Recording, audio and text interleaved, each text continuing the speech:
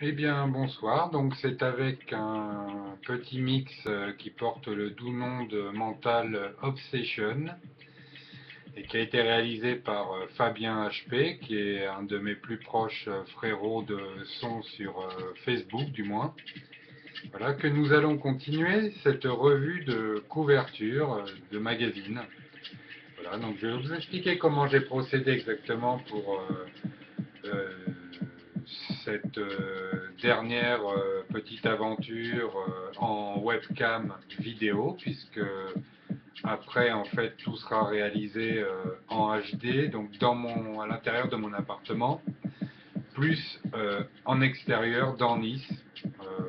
On va aller se balader dans Nice, constater les choses grosses, les choses sèches, et, et on va être un petit, on va dire, thermomètre dans les fesses de la ville de Nice pour, pour voir un petit peu comment ça se passe et si par rapport aux médias, l'image de Nice est la même dans la réalité.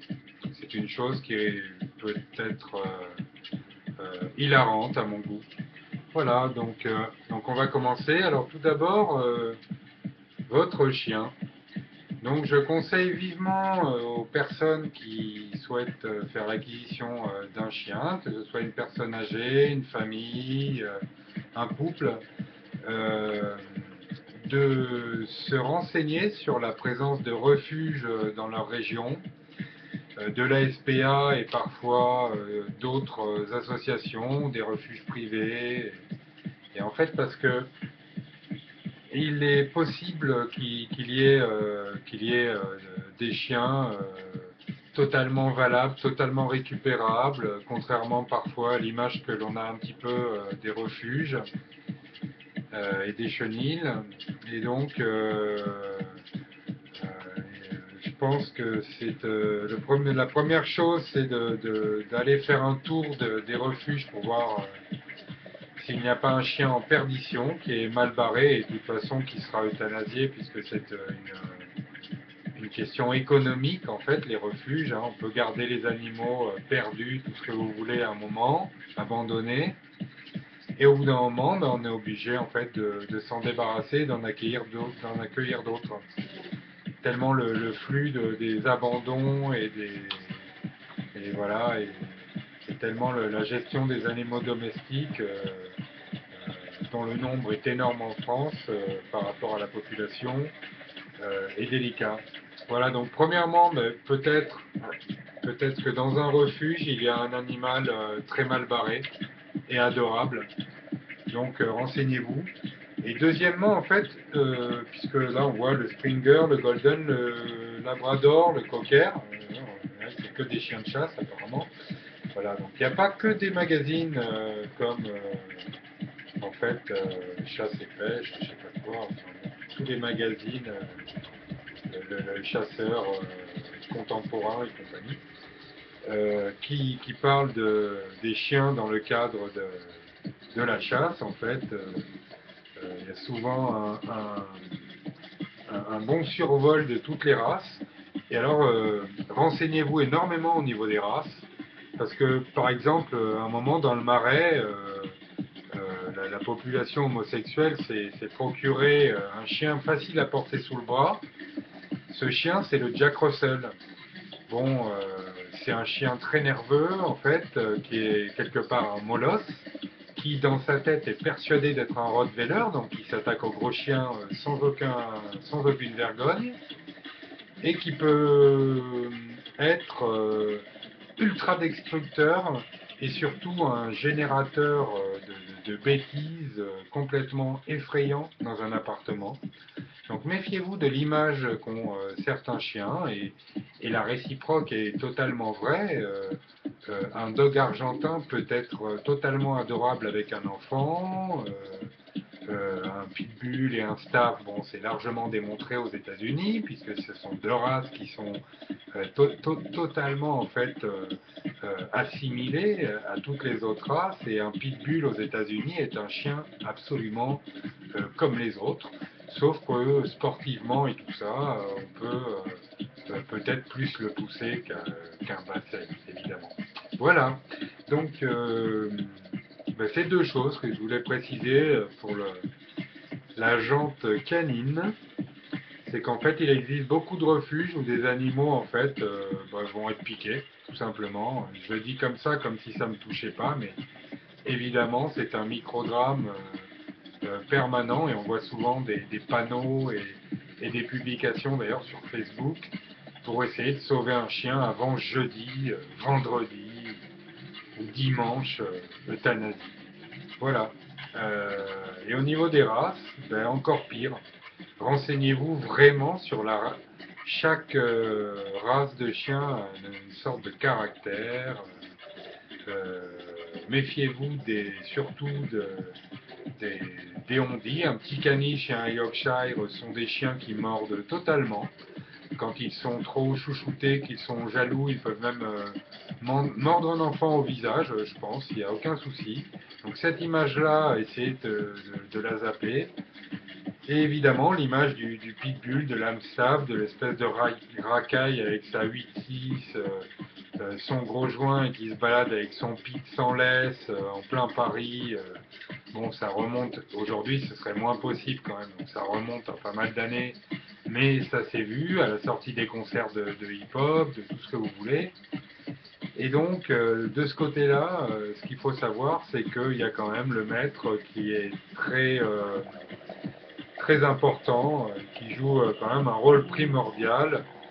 Et que, je le redis encore une fois, pour ce qui est tout ce qui est race dangereuse, et le fait que quelqu'un comme moi soit considéré comme un terroriste presque, enfin si, il faut plus de papier que pour une arme à feu.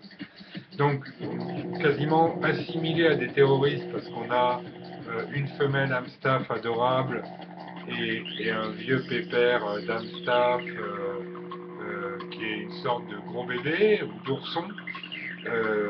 Moi, ça m'a toujours fait mal aux fesses. Voilà, j'ai toujours détesté les gens qui font de la merde,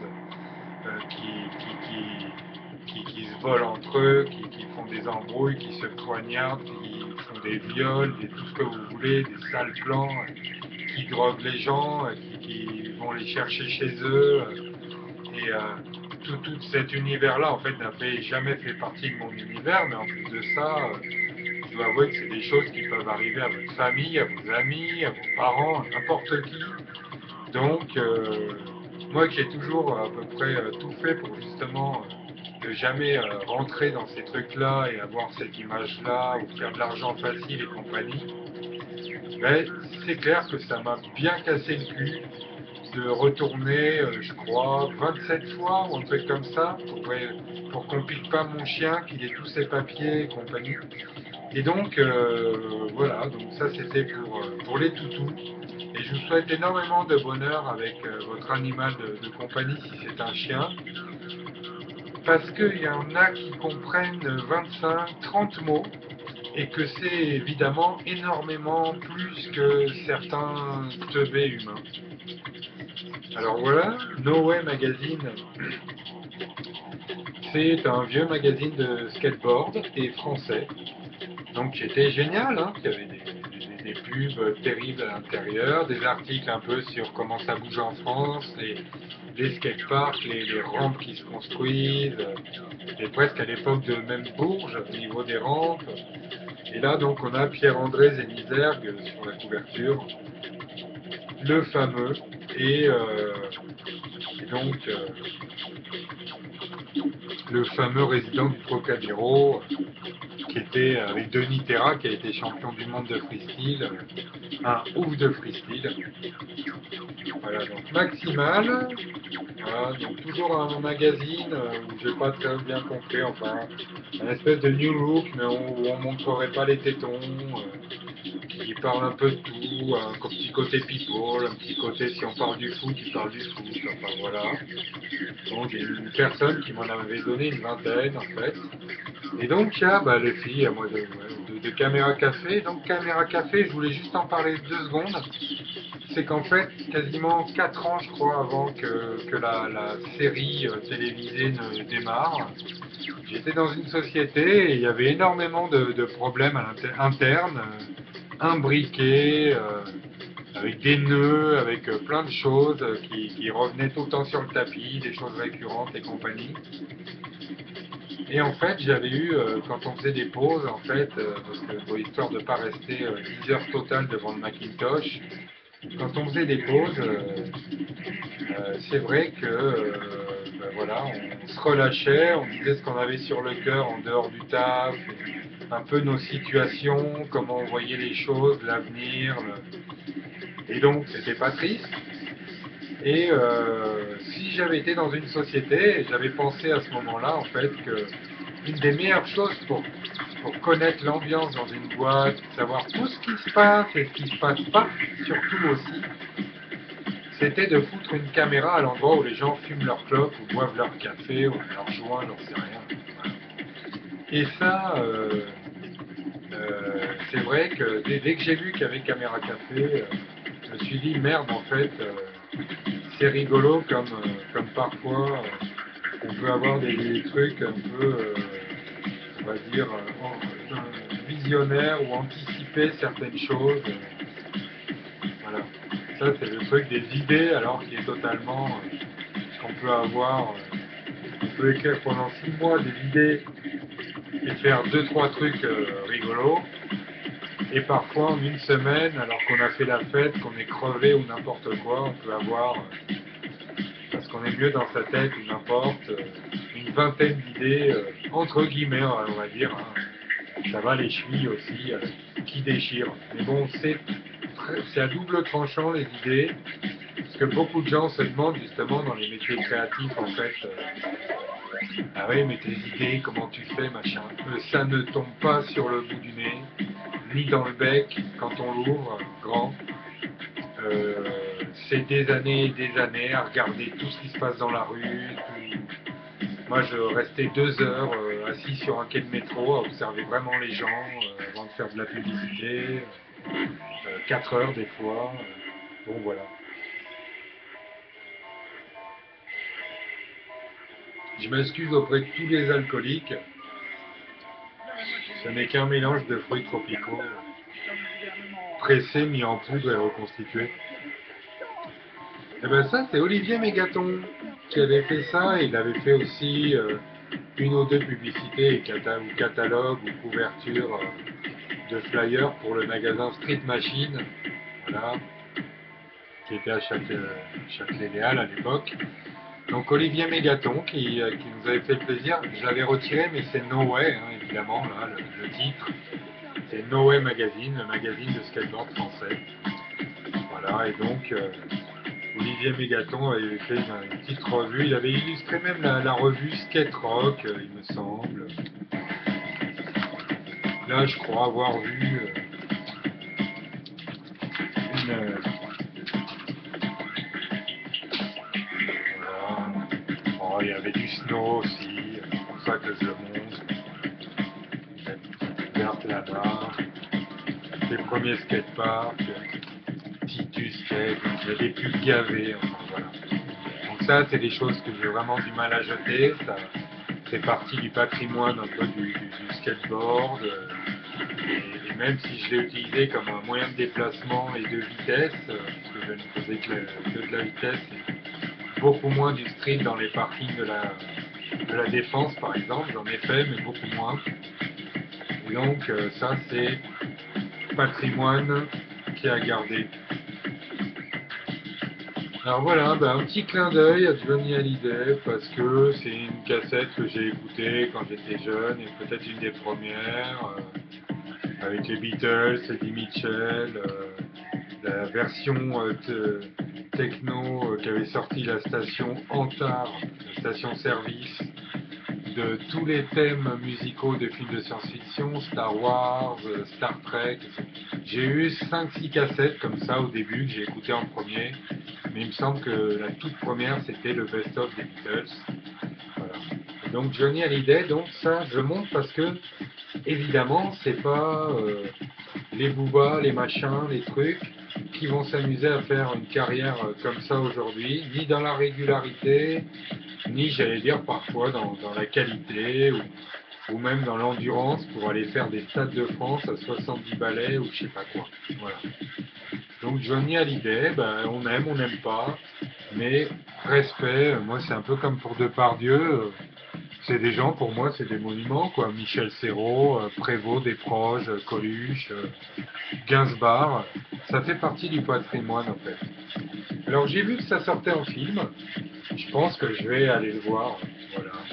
Donc Albator, notre corsaire de la mort qui tue la vie. En parlant de légendes, bah, Anyway, magazine français de skateboard également. Je l'ouvre pas, c'est gavé de pubs, d'articles, machin, sur Lyon, sur Paris. Et donc avec Tony Hawk. Alors voilà, donc la légende presque inexpliquée du skateboard, puisque jamais personne n'a été champion du monde autant d'années comme ça. D'ailleurs, ceci en est un bel exemple. Voilà, donc autant de gloire et juin 83. Voilà. Tennis Magazine, donc que j'ai mis de côté en fait pour ma webmaster Marie-Pierre Moinet. Donc Bulette avec deux L, Bulette Moinet sur Facebook, et donc qui est une photographe de haut vol et webmaster et web designer.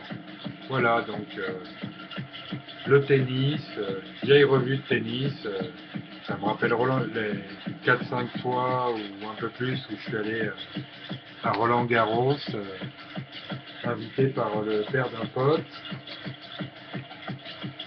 Alors ça, franchement, voilà, justement, il ne faudrait pas que ça en devienne une d'obsession. Regardez ça, en fait. Je connais des mères de famille où il n'y a pas plus cool. À Paris, elles traînent avec des blacks, des rebeux, des asiatiques, des juifs, dans le milieu du cinéma, tout ce que vous voulez. Je connais 1 milliard de gens qui sont pas racistes pour dessous et qui sont zen et qui pourtant, à cause de problèmes de violence et de racisme, sont obligés d'enlever leurs gamins de l'école. Non, mais un truc où il y a 20 ans, il aurait fallu qu'il y ait une grenade, une bombe dans l'école pour qu'un un parent d'élève, en fait, retire son gamin de l'école. Là, maintenant, c'est tout le temps. Quand c'est pas du racket, c'est autre chose. Quand c'est pas des trous du cul qui se filment en train d'éclater un élève à 15, c'est un gars qui va s'amuser à filmer ses rapports sexuels avec une gamine et qui va faire tourner la pipe sur, j'arrive pas à dire sur YouTube, mais au moins à tout le collège. Ça, franchement, mais qu'est-ce qu'il fait le gouvernement, quoi? On en a rien à foutre qu'il y ait un flic, même, ou deux, devant certains collèges, lycées, et surtout écoles. Puisque maintenant, c'est carrément à l'école que le délire il commence. C'est pas forcément quand on est complètement jeté, enfin moi je l'étais, en tout cas à cette époque-là, qu'on est un mec et qu'on a 17 ans et qu'on est méga turbulent ou à la masse dans sa tête, j'en sais rien. Là maintenant, c'est les enfants qui commencent à se faire voler des iPhones et des trucs. Je sais pas, c'est pas une question ni pour une fois, de nationalisme de mes couilles, de racisme de mon cul, de tout ce qu'on veut. C'est qu'en fait, on peut être noir, blanc, violet, machin. Si on est avec une femme qu'on aime, on peut avoir des enfants, mais on est amené à les mettre dans une école. Et en fait, moi, je n'aimerais vraiment pas être à la place des parents qui sont obligés d'aller voir un proviseur parce que leur gamin s'est fait éclater la gueule parce qu'il n'a pas voulu donner son iPhone. encore un des beaux aspects de l'iPhone.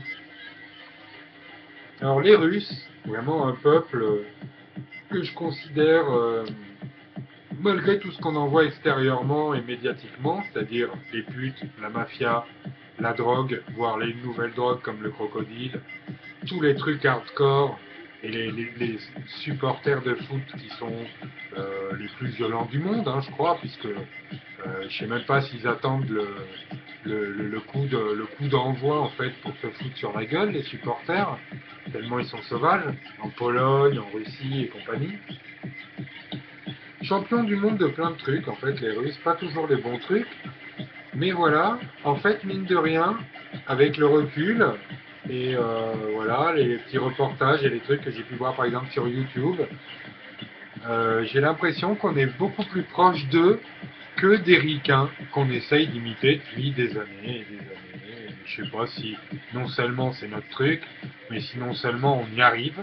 Parce que moi, jusqu'à preuve du contraire, en France, tout ce qui vient des États-Unis, eh ben justement, j'ai l'impression qu'on a pris que le minable, le naze ou le lourd, et qu'en fait, d'un autre côté, les trucs bien, c'est-à-dire les gens qui bossent comme des sauvages, le vrai petit côté fou, voire grand côté, comme par exemple certaines personnes en Californie, à San Francisco et tout.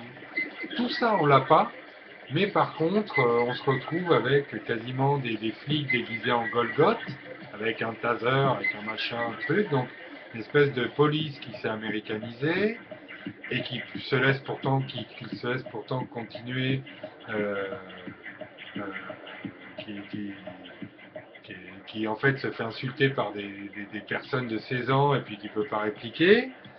Et à côté de ça, la malbouffe, donc le McDonald's, les hot dogs, les machins, les Américains, tout ce qu'on veut.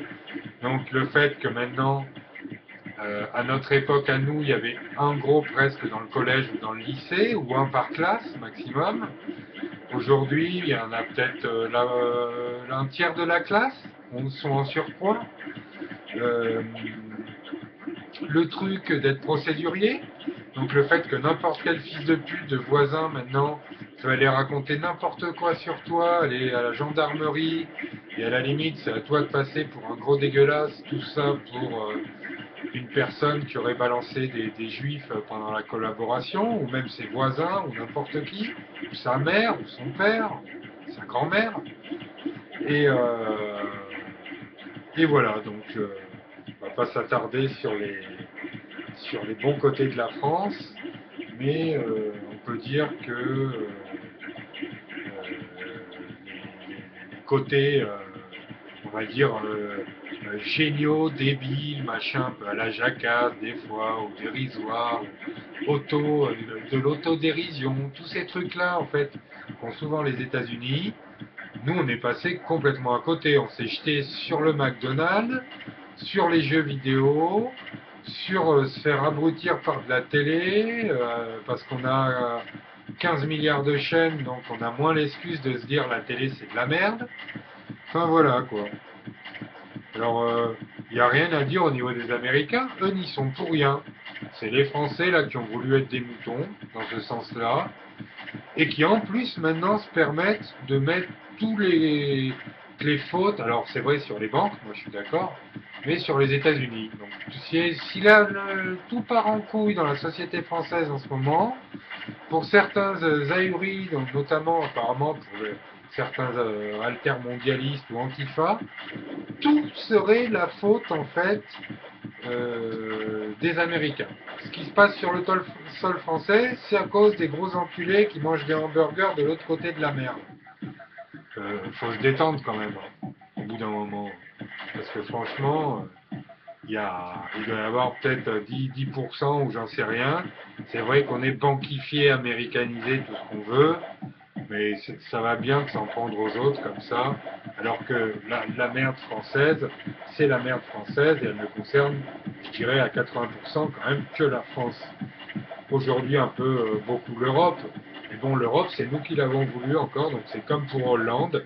Tout le monde se plaint, Sarkozy, tout le monde se plaint, machin, Chirac, Mitterrand, tout le monde se plaignait. Et pourtant, les gens vont voter, et après, 3 mois après, on les entend chialer dans les jupes des médias. Voilà. Donc ça, c'est du lourd, je pense. Tout le monde s'en rappelle, hein. Pas seulement pour les Spicy Girls ou toutes ces conneries, mais le phénomène des boys bands. Donc, qui s'apparente à de l'adophilie, hein. C'est des mecs de 25-30 ans qui montraient quand même leur pec pour vendre des disques où il n'y a ni musique ni parole, à des pucelles décérébrées et à des mecs en manque de look ou de je sais pas. Pour arriver à être un mec et à s'apparenter à un boys band, faut quand même déjà être bien barré, quoi. Et donc, phénomène de boys band qui existe plus trop aujourd'hui, mais qui à partir du moment où il a marché a été aussi redoutable, on va dire, qu'une danse ou ouais, une danse de l'été, comme la Macarena ou la Bamba ou n'importe quoi. Ces trucs-là, en fait, qui durent quasiment, qui ont une durée de vie de 6 mois. Donc les boys bands, ça a dû durer 2 ans quand même, puisqu'il y en a eu plusieurs. Donc ça a prolongé le temps. Mais au bout d'un moment, c'est quand même que du vent. Donc après, je pense qu'il doit rester quelques jeunes normaux, mais à qui ça passera. Et puis quelques attardés mentaux qui, je pense encore à 20 ans, seront amoureux du chanteur d'alliage qui est décoloré en blond ou je sais pas quoi. Voilà. Eh ben, qu'est-ce qu'il reste à faire? Je sais bien que par le net, ça sert à rien. Et j'ai jamais dit le contraire. Mais bon, j'en sais rien, quoi. Je sais pas ce qu'il faut faire. Une révolution, pas une révolution. Je pense qu'il y a quand même en France beaucoup de gens qui aiment bien se faire baiser. Alors, le marketing et la pub, ça s'apprend? J'en parlais tout à l'heure. Non, non, ça s'apprend pas du tout. Moi, j'en ai fait 10 ans ou 15 ans plutôt. Ça s'apprend pas du tout, en fait. C'est un truc comme ça que tu as à la naissance. Et quand tu es adolescent, il y a une petite voix qui te dit hey, tu vas faire des logos, des dessins, de la publicité, des slogans, tu vas faire des pochettes de disques, des vidéoclips, tu vas vendre du carrelage, tu vas vendre des produits pour laver le carrelage. Bon, ben voilà, ça se passe comme ça en fait. On a besoin de rien, on se fait jamais chier. On pense jamais, par exemple, dans la publicité, par exemple, à 15 heures, tout le monde regarde sa montre, puisqu'on finit à 15h15, hein, comme dans l'administration. Et le week-end, on attend vraiment le vendredi, parce que le week-end, on ne travaille pas du tout hein, dans la publicité. Hein. On n'a pas 150 000 clients qui nous harcèlent au téléphone pour savoir si leur merde est finie et si elle a bien été faite en jaune, en vert ou en bleu. Donc voilà, donc il y a eu les musiciens pendant longtemps, les musiciens, non, non, ils s'amusent, hein, donc c'est un don, hein, voilà, faut les laisser, hein, leur donner leur jeter un petit bout de pain pour qu'ils bouffent de temps en temps et tout. Mais la publicité c'est pareil, hein, nous on s'éclate, on s'amuse, en fait, on ne travaille pas en fait. Hein, en gros. Avec 22 heures de Macintosh par jour, on ne peut pas considérer que c'est vraiment du travail. Donc voilà, Provence-Côte d'Azur. Donc Provence, voilà, c'est donc un hommage que je fais à toute ma famille qui est issue voilà, d'Aix-en-Provence, de Montpellier, de Sète, de Nîmes, d'Alès, de Béziers. Donc ça c'est le flag, c'est pas la peine de le chercher, vous le trouverez pas. C'est une association de malfaiteurs à but non lucratif. Et donc avec plein de graphismes dedans, et de la BD, des banquiers, plein de choses assez intéressantes. Voilà, donc ça, c'est une chose qui était évidemment à la Fanzinothèque, sûrement de Poitiers, et puis à l'espace fanzine et également du salon international de la BD d'Angoulême. Paris, donc je me rappelle de cet événement puisque j'avais donné des t-shirts à des gens qui faisaient du BMX et du skateboard.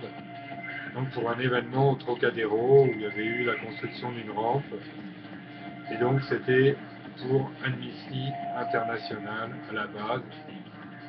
Et pour aider au sponsoring du voilier qui courait pour défendre leurs couleurs. Alors voilà, ça, pas bien. Pas bien du tout. Moi, je ne suis jamais baladé, et aujourd'hui encore. Bon, il y a des ciseaux, hein, c'est une marque quand même d'outils. Il y a des trucs pour les cigares, voilà. Mais il y a également des couteaux moins drôles. Et moi, en fait, j'aime cet objet et dans le cadre, en fait, d'une utilisation pour des choses, en fait, qui concernent la bouffe ou aller pêcher, ou ces trucs-là, comme canif, en fait. Hein.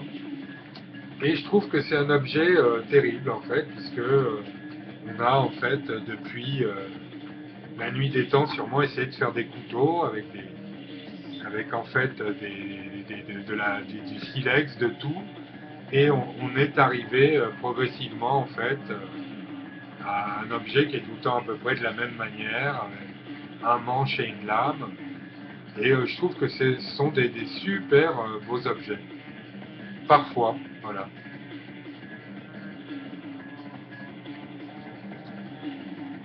Alors l'écho des savanes, avec Saint-Domingue sûrement, et à nous les filles, donc truc sur un peu le tourisme sexuel. Donc c'est vrai que l'écho des savanes, ça faisait un peu comme look, c'est-à-dire qu'en plus des BD, il parlait de choses décalées, underground, et dont d'autres magazines, comme Max ou n'importe quoi, auraient peut-être été plus frileux pour traiter le sujet. Donc l'écho des savanes, avec souvent des bonnes barres de rire, Volinsky et compagnie. Respirer, donc ça c'est l'air, et donc une petite ambiance Total Recall. Donc ça c'est pareil. Combien de temps en fait on va pouvoir tenir sur la planète et sans avoir un véritable couteau sous la gorge qui nous vient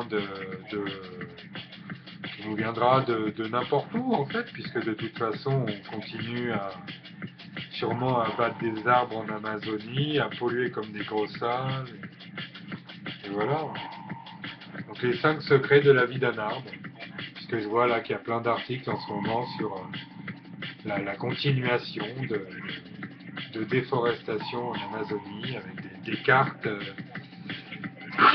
pardon, qui laissent pantois, des cartes où on voit l'avancée en fait de la déforestation, et franchement ça fait pas rire du tout, quoi. Puisqu'évidemment, en plus des végétaux, on est bien d'accord que dans ces cas-là, c'est comme si on tuait les familles de singes qui s'y rapportent, les variétés d'insectes et compagnie.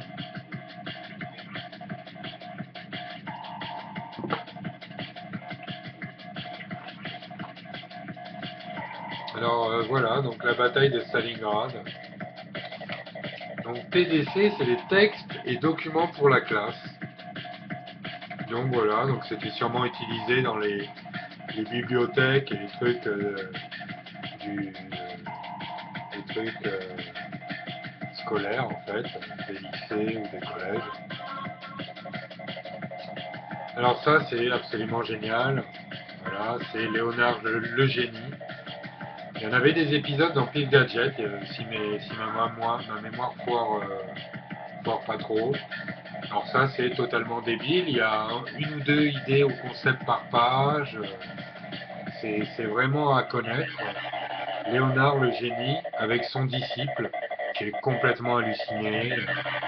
Ça c'est vraiment une BD très respectable. On a quand même moins l'idée de demeurer ou de débiles mentaux au niveau de la BD pour pour ce genre de BD, parce que vraiment ça regorge d'idées très violemment. Et ben ça, ben, c'est nous tous. Ouais, on peut le dire hein, aujourd'hui. Non, non, c'est vraiment nous tous. D'ailleurs, même ceux qui font les saintes nitouches. Voilà, le voyeurisme, donc, sur la télévision, il est incarné par la télé-réalité. Et sur le net, on va dire presque partout, avec des sites comme ChatTurbate, avec plein de choses en fait qui font que même s'il ne se passe pas forcément grand chose, ça intéresse des gens de voir d'autres gens en fait vivre, je sais pas, faire des bilans de leur journée, même faire pipi, j'ai vu, ou caca. Donc, comme c'est le cas là sur cette image. Voilà. Donc le voyeurisme, c'est quand même toujours un peu de la merde. Quand quand on voit un peu l'ancêtre de ça, c'est peut-être le phénomène de paparazzi. Donc on n'est pas non plus dans le méga mirobolant et glorieux quoi. Ça c'est parce que je m'y intéresse. Donc la nature, et puis là notamment par rapport au balcon, aux terrasses, par rapport à un jardin, une villa. Donc ça, on a toujours le droit de rêver. Et moi, je suis encore dans un studio, à mon âge avancé. Et donc là, c'est pas les fleurs et les trucs qui manquent. Hein. Il y a vraiment de tout. Et notamment comment imbriquer un peu le côté donc civilisé d'une terrasse, d'un balcon et tout, et de le marier avec la nature en fait. Bon, ben, un de mes films préférés, et j'ai beaucoup re-regardé, je le trouve parfait en fait, hein. Autant au niveau de tout en fait, c'est un studio d'effets spéciaux français hein, qui a réalisé les effets spéciaux, autant au niveau du latex que du numérique et tout. Cette chose reste un monument, quoi. Total recall. Et c'est pas parce qu'il y a justement Schwarzenegger. Et là, justement, Schwarzenegger avait prouvé, je trouve, avec ce rôle, que justement, il pouvait se retrouver dans autre chose que dans une armée avec un M16 et fusiller tout le monde, mitrailler tout le monde. Voilà, donc Total Recall, film d'anthologie, avec des personnages fabuleux, des monstres fabuleux, des vaisseaux, des décors, un environnement fabuleux, une intrigue, justement sur la respirabilité aussi de l'air, puisqu'on est sur Mars, à un moment, voilà. Donc ça envoie du lourd. Je voulais garder, mais quand même, hein, s'il y a bien un truc qui appelle la poubelle, c'est ce genre de truc. Voilà. Donc, Boys and Girls, numéro 3. Je sais pas combien il y en a eu, hein. Peut-être il y en a eu 5, c'est rien. Avec évidemment François Valéry dessus. Voilà, et ça pourrait être Jean-Luc Lahaye, ça pourrait être un peu n'importe qui. Voilà, donc Boy George à l'époque, Stallone, Michael Jackson, François Valéry. Chercher le rapport. Et donc, oui, on a un peu des petits potins pour en fait Nana de 15 ans, sur les chanteurs. Quelques années plus tard, ça aurait été Bruel en couverture. En parlant de Bruel, justement, voilà Pierre Desproges, donc, avec les 20 ans de sa mort. Donc, méchamment absent. Méchamment absent, vous m'étonnez. Voilà donc une personne, et ça, j'ai pas honte de le dire, qui aujourd'hui, en fait, serait en prison avec on va dire, les sketchs qu'elle déclamerait à la Cigale ou au théâtre de la Main d'Or ou de je sais pas quoi. Et aujourd'hui, en fait, elle est au Bataclan et qu'elle fasse un spectacle, en fait, elle se retrouverait donc en prison ou elle se ferait bastonner ou voilà. C'est pour ça que je le montre. Voilà, c'est que les choses ont changé en France. Enfin, changé, non. Ça, cette histoire, elle a jamais bien changé. Hein, c'est qu'il y a des sujets dont on ne peut pas parler, qu'il y a des gens qui sont intouchables. Mais des proches, en fait, aujourd'hui, ne pourraient pas dire ce qu'ils disaient à l'époque. Et étant donné que c'est une personne qui aurait pu faire partie de l'Académie française et qui est, mais pour moi, d'une rare excellence, ça trouve le cul. Ça trouve le cul parce qu'aujourd'hui, ce mec-là qui maîtrise mieux le français que le président de la République irait en prison comme un gros dégueulasse. Pourquoi? Ben, vous le savez très bien. C'est pas la peine d'en parler. Alors Cosmos 99, alors c'est une des choses qui m'a donné le goût à la science-fiction. Ça passait lors de Temps X, donc la fameuse émission d'Igor et Grishka Bogdanov, Kill Bill, donc uniquement pour le phénomène de Tarantino, donc qui a marqué vraiment toutes nos générations, pas seulement qu'avec Pulp Fiction. C'est quand même relativement énorme tout ce qui sort de la tête de ce réalisateur. Et puis surtout, je ne m'y connais pas trop commercialement en cinéma, mais les cartons fabuleux en fait qu'il fait. Alors voilà donc le fameux vaisseau de rencontre du troisième type, qui est également, donc, qui a été recyclé dans, enfin non, qui est inspiré en fait du toit d'un des buildings de Blade Runner. Donc en fait rencontre du troisième type qui s'est inspiré de Blade Runner au niveau de cette espèce d'assemblage de petits éclairages, voilà, de lumière extraterrestre. Donc pour moi c'est notamment avec le pétage de plomb de Richard Dreyfuss quand il est chez lui et qui refait la montagne en sculpture et tout. Un film fabuleux qu'il faut voir. Et en plus, qui nous fait l'honneur de durer quasiment 3 heures. 2 heures, pardon. Je ne me rappelle plus trop. Nova, donc j'avais mis une pub pour la marque Mid-Tribe quand j'avais ma boutique à l'époque.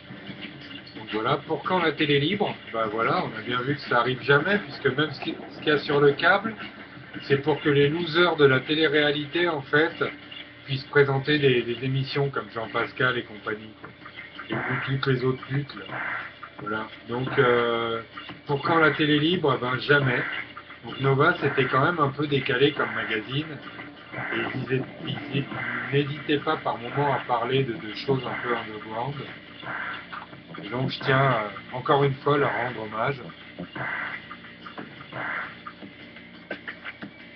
Spécial USA, alors ça c'est un peu pour faire un clin d'œil à tout ce qui est comics, tout ce qui est Marvel, Strange, tout ce qui a dessiné Stan Lee, Hanna-Barbera, tous les dessins animés, les choses qui viennent des États-Unis en fait. Donc ce magazine en fait il s'appelait donc Spécial USA. Et dedans, il y avait énormément de bandes dessinées qui n'arrivaient pas jusqu'en France, voilà, et qui étaient regroupées. Il y avait un peu de tout, hein, un peu des trucs comme dans Heavy Metal, de la science-fiction, puis des articles intercalés à l'intérieur. Voilà. Collector, non, il n'y a pas. Peut-être, je regarde vite fait.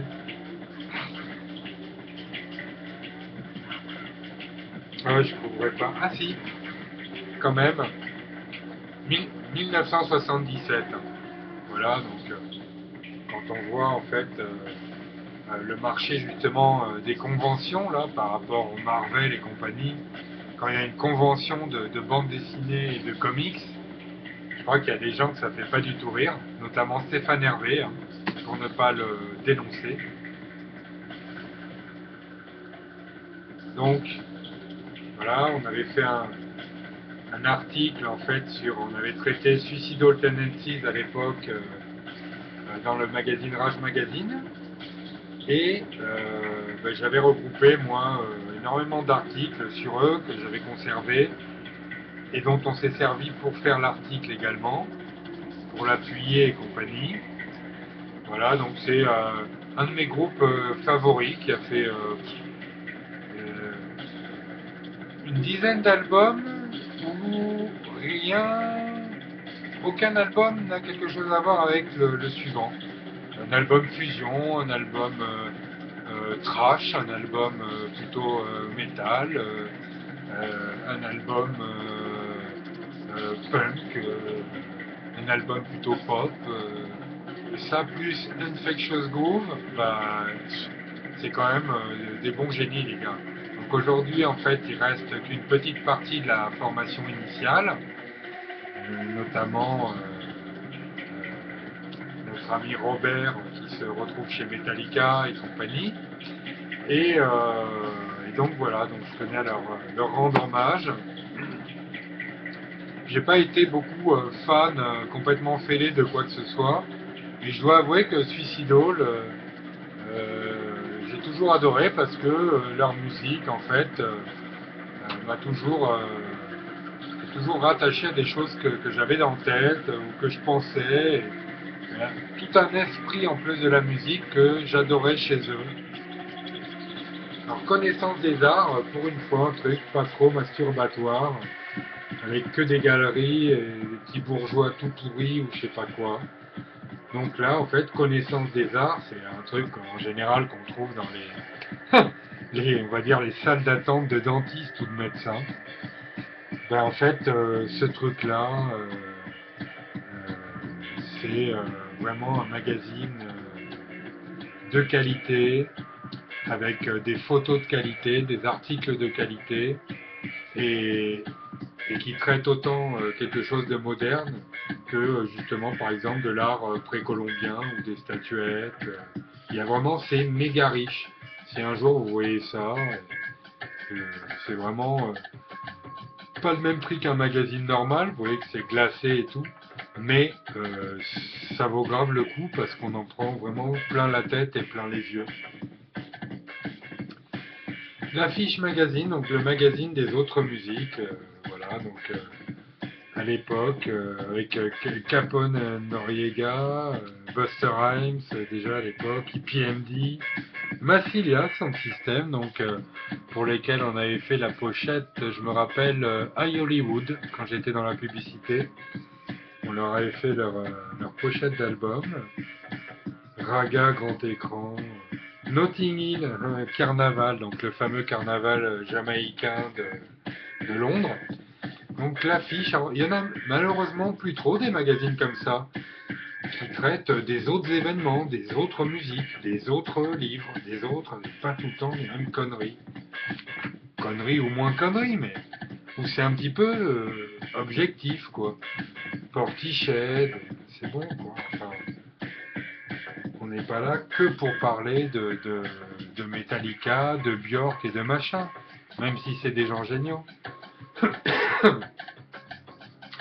En parlant de gens géniaux, bah, Patrick McGowan, donc ça c'était vendu avec le coffret que je me suis procuré, donc avec un DVD de bonus à la fin sur un peu le making of. Donc le fameux téléfilm pour lequel Patrick McGowan a été obligé de quitter le Royaume-Uni à cause de la fin qui a en fait rendu hystérique certains fans.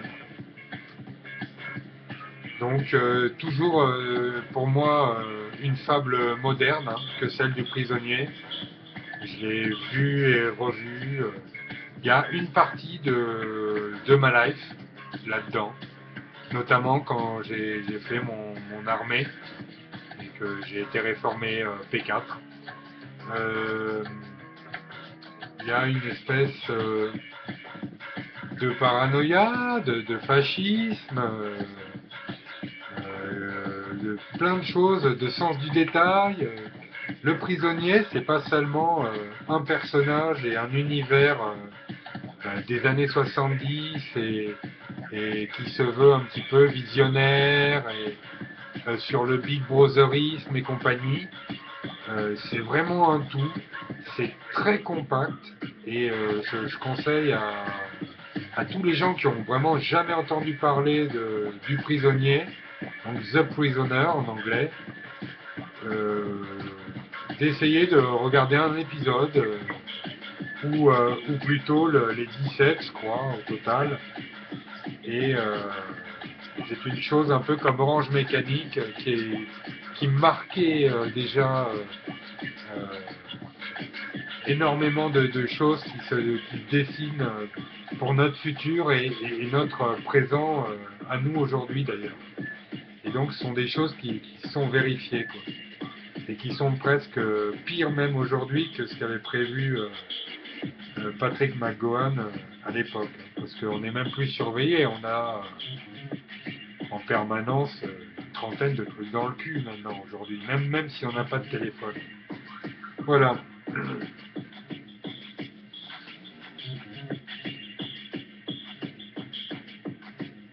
Voilà, donc les grands peintres, donc Van Gogh, avec, c'est marrant, il se tranche l'oreille dans une crise de désespoir. C'est très inquiet. Et 2 ans plus tard, il se suicide d'un coup de revolver, mais pas dans l'oreille cette fois apparemment. Ou alors dans l'oreille, mais il a bien visé. Voilà, donc truc sur les peintres, donc chose que je connais pas énormément. Renoir, machin. Voilà, je m'y intéresse en fait, parce que c'est vrai que Léonard de Vinci, Gauguin, Van Gogh, il y a des trucs qui retracent tellement, notamment Gauguin, là, l'esprit des îles.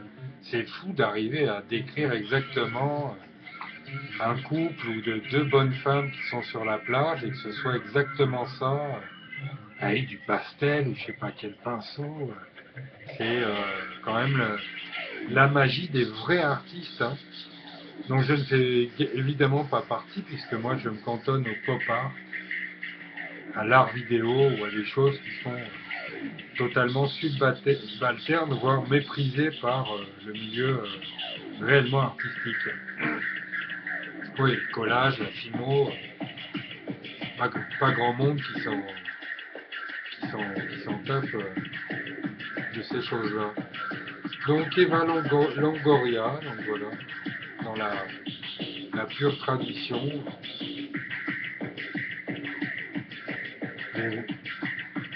Ils veulent faire la révolution avec leur pénis, les alternos du sexe. Ouais, donc Max, toujours des trucs un petit peu, dès qu'il y a quelque chose un peu de société, souvent marqué, dès qu'il y a un phénomène de société quand même, c'est la première chose qu'il traite. Hein. Donc voilà, ça c'est quand je travaillais à l'aéroport de Nice, on avait ça tous les jours, je crois, comme courrier, là, ce matin. Là. Donc c'était sur Johnny Hallyday, donc, dont je parlais tout à l'heure. Ah, donc c'est un Français dont, dont on n'en aura plus jamais d'exemplaires en fait. Hein. C'est un collector. Alors celui-là il est beau. Forcément, voilà. Janvier 83, numéro 10.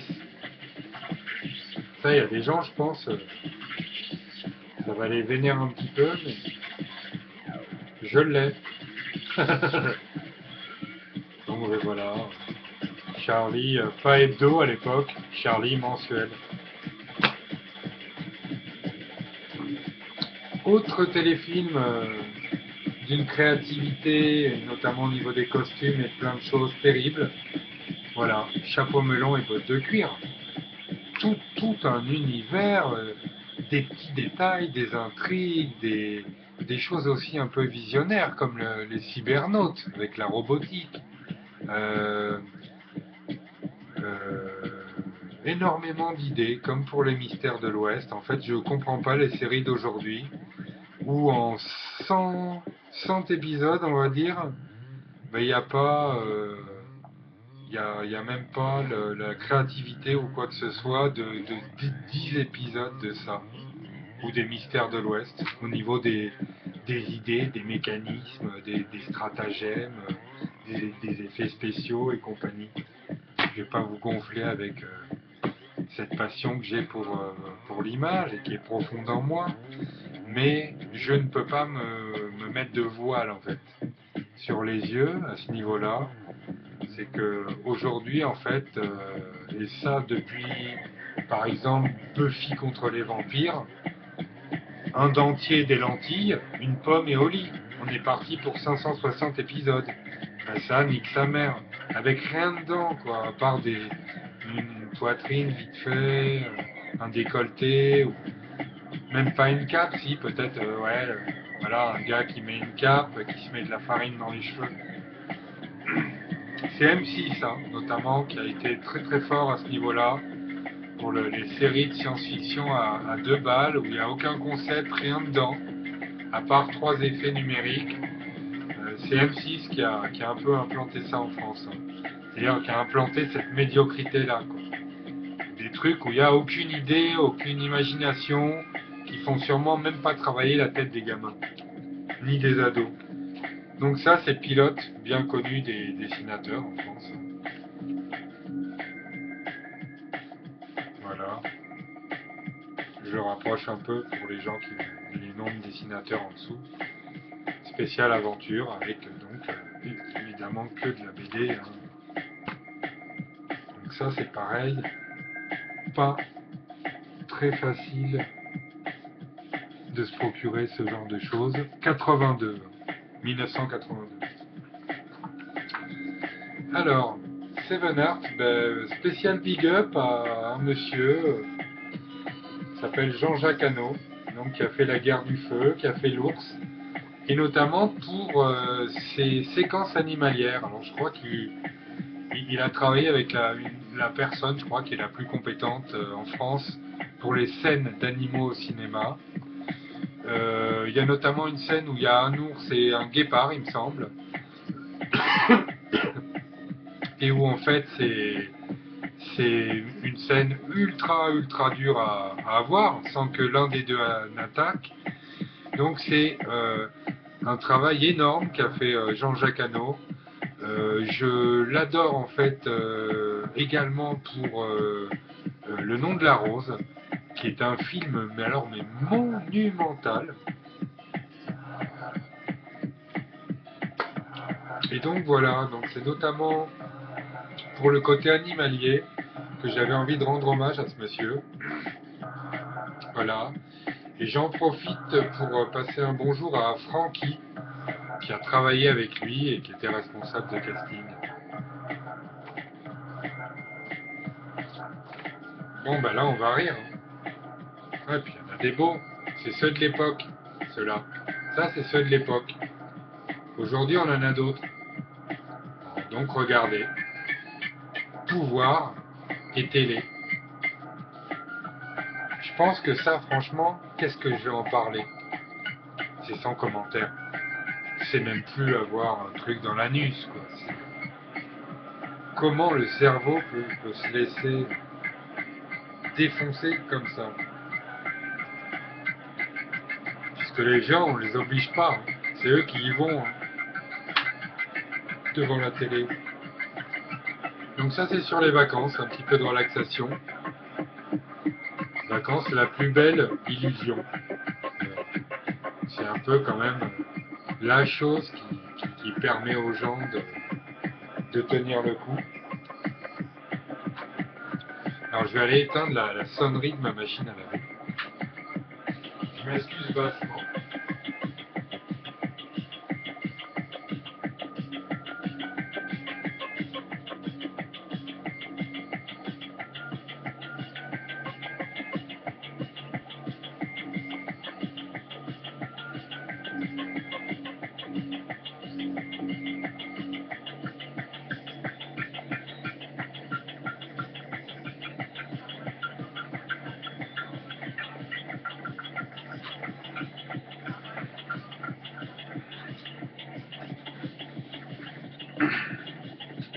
Alors celui-là, il est important, le Mad Movies.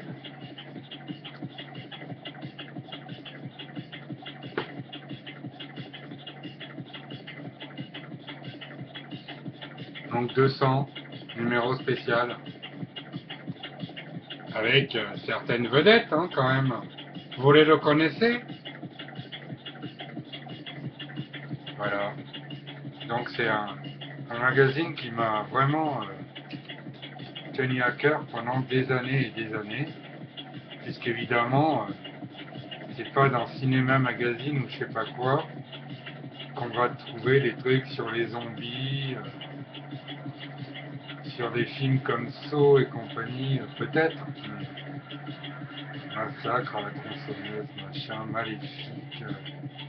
Il y en a, il y a 200 films, je crois, passés en revue. Non, il y a 100 films, 13 réalisateurs, le bilan d'une décennie, en fait. Voilà. Donc, Mad Movies, je leur fais ce petit...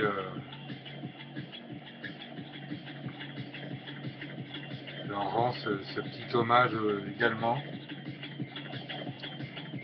parce que ça m'a permis de voir des photos terribles et de lire certains articles de films que j'ai vus après par la suite.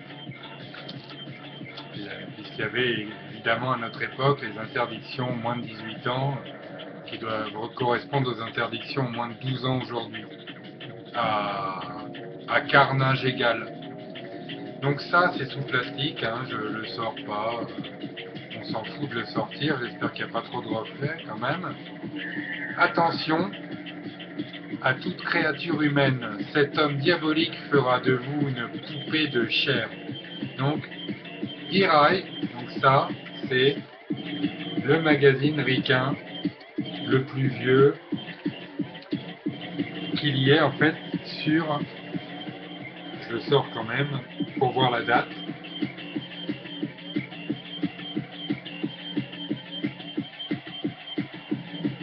1970 ». Voilà. Et donc distribué en France. Et donc ça, c'est du Supra Collector.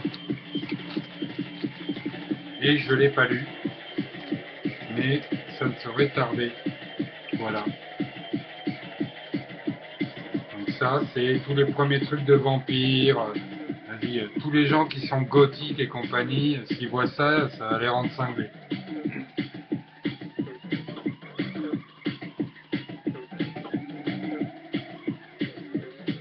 Alors là, c'est intéressant, donc Rage Magazine avec Archaos, le cirque de caractère, dont j'avais rencontré un membre à la Défense, le Jim Ross Circus, Royal de luxe. Donc, non mais là c'est que des géants. Hein. Je parle là, on est au-dessus du soleil, hein, largement. Et Iggy Pop, voilà. Sepultura, Wu-Tang Clan, Bad Religion, Foo Fighters, Frank Black, les Tugs. Voilà. Je sais pas, à l'époque, hein, ça envoyait du lourd. Don Bailo, mes amis Burning Head, d'Orléans. Donc ça y va, il y avait quand même que des choses excellentes dans ce magazine. Voilà. Donc magazine dont le rédacteur en chef était Stéphane Hervé, mon frérot de Saint-Brieuc, mon frérot breton. Et puisque j'en parlais tout à l'heure, voilà le fameux Rage Magazine où il y avait un énorme article sur Suicidal Tendencies. Voilà, de bruit et de fureur. Il y a Booyah Tribe, il y a Pigface, Helmet, Biohazard, G, Yellow Biafra, Almighty, Alice Cooper, Sick of It All, Kiss. Donc je passe un petit coucou à Kenneth Egan, qui est ami avec moi sur Facebook, donc le membre du groupe Kiss, et qui est mon quasiment plus grand supporter ou soutien sur Facebook. Voilà, Ice-T aussi, personne que j'affectionne beaucoup. Et Léonard Pelletier, donc je peux le montrer en plus gros. Donc la cause d'un homme et de la nation indienne. Donc avec tous les concerts qu'il y avait eu pour avec la cause de Léonard Pelletier, Rage Against the Machine, Cypress Hill, les Beastie Boys y avaient participé. Donc voilà. Et avec donc ce groupe, je dirais fabuleux, qui est Suicidal Tendencies, notamment par la variété des albums et des sons qu'ils ont choisi de traiter. Alors Skin 2, voilà, je crois que j'en ai déjà passé un dans une autre revue de couverture. C'est totalement génial, c'est complètement déjanté, c'est ultra original. En fait, c'est sur le fétichisme, voilà. Et dans les coiffures, vous voyez là, quelqu'un pendu à un arbre, comme lors des choses rituelles, des actes tribaux, on va dire. Donc ce magazine est terrible. Alors, il y a vraiment des choses dedans, des espèces de bagues gothiques complètement tordues. Il y a vraiment énormément de créativité dans ces choses-là. On s'éloigne vraiment du costume ou c'est presque on va dire du Jean-Paul Gaultier en extrême à chaque page.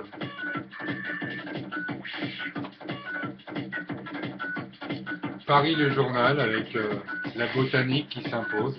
Voilà. Si j'étais resté à Paris, je me demande si j'aurais pas fait jardinier en fait, pour continuer à pouvoir être artiste à côté.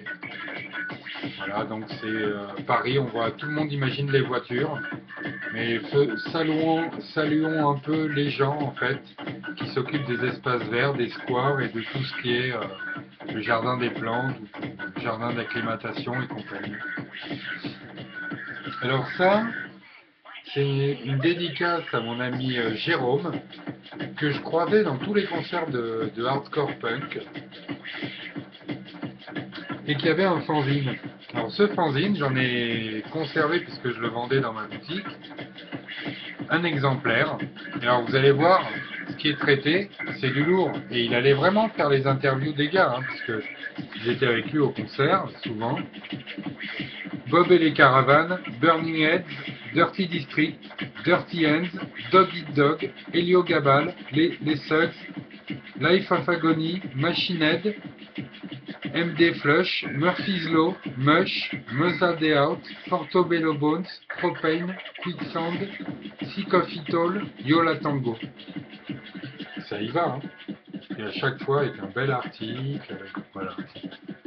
Ça, je suis content d'avoir conservé ça de toute cette époque où j'étais, on va dire, quasiment clochard dans les concerts de hardcore, sauf que j'avais pas de crête. Voilà.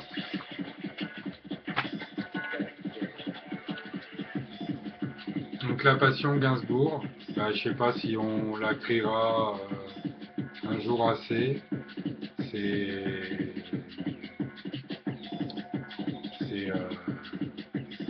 C'est toujours avec un peu d'émotion que je pense à cette personne qui était si différente en fait et si humaine parfois, un peu comme les Renault d'ailleurs. Donc la passion Gainsbourg, puisque oui, c'est une passion. C'est difficile de n'aimer qu'une chanson de Gainsbourg, comme on peut le faire avec quelqu'un dans la variété, ou n'aimer qu'une ou deux chansons de Brassens, ou je sais pas quoi. C'est un peu plus un univers, en fait, Gainsbourg, qui fait que n'écouter que Love on the Beat ou Harley Davidson of the Beach, ouais, l'intérêt est vraiment. Faut mettre la tête dedans en fait. Le nez puis la tête. Alors ça a commencé il y a très longtemps. Ça fait partie également souvent du parisianisme. Être in, être out. Et donc c'est sur les snobismes qui peuvent revêtir toutes les formes qu'on voit ci-dessous, là, donc c'est-à-dire la mode, le design, l'alimentation, la beauté et la culture. Voilà. Donc pour moi, ça c'est réservé à des gens qui ont du temps. Arriver à snober des gens parce que ils sont mal habillés, ils n'ont pas de la culture, ils connaissent pas tel pianiste, ils vont pas à l'opéra, ils ne pas ceci, ils ne pas cela, ils toujours ceci, ils ne jamais cela. Faut avoir le temps quand même. Faut avoir le temps et puis il faut pas avoir peur de se faire casser la gueule un jour ou l'autre. Parce qu'à force de snober les gens, en fait, il y a des gens qui s'en foutent et qui laissent faire. Et il y en a à qui ça peut mettre les nerfs en pelote. Ouais, des gens qui sont peut-être plus, qui ont un peu plus le sang chaud, n'importe. Et donc quand on s'adonne à ce genre de petits loisirs, le snobinardisme, comme je vois beaucoup sur la Côte d'Azur, on peut également s'attendre à se faire dessécher un jour ou l'autre, d'une manière ou d'une autre, hein. Parce que verbalement, ça peut bien faire mal aux fesses aussi. Braindead, donc dans Monstroid Magazine, donc Braindead qui a relancé en fait l'industrie du gore qui était en train de s'essouffler à l'époque. Voilà. Il y avait eu Bad Taste, il y avait eu plein de trucs, machin.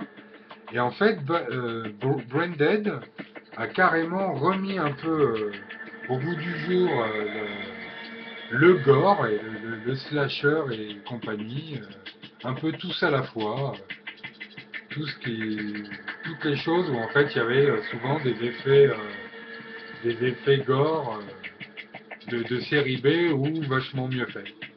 Voilà. Sachant que c'est pas péjoratif puisqu'il y a évidemment des effets spéciaux mieux faits dans les séries B, notamment chez Trauma Productions, avec toute l'équipe Trauma, que dans les longs métrages qu'on va voir au cinéma.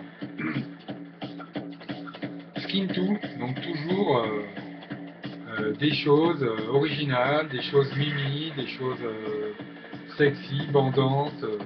Voilà, on appelle ça comme on veut, puis tous les goûts sont dans la nature en plus. Euh, pas mal de délires, hein.